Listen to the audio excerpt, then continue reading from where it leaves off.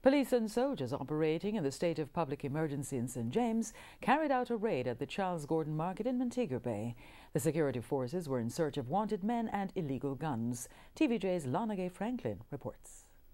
Vendors say the security forces invaded the market from as early as 3 a.m. on Thursday, combing through stall by stall, removing persons who usually sell their produce on the street to inside the market. Most vendors say they welcome the security forces, although their presence is causing a downturn in sales. Since the state of emergency, nothing now go on, everything just dead. Nobody now come by nothing, everything just the pile up everybody, body and a jaw look. So I think, but I'm glad to see them in place still. The system all do, I tell you.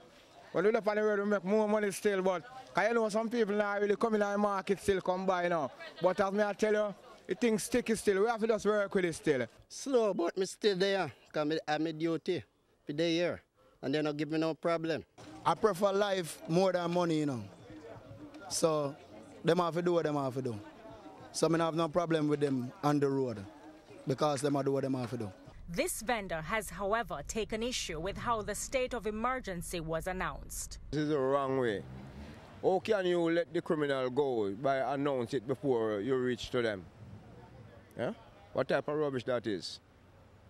I would charge not even the government alone, but all the ministers them that in the house.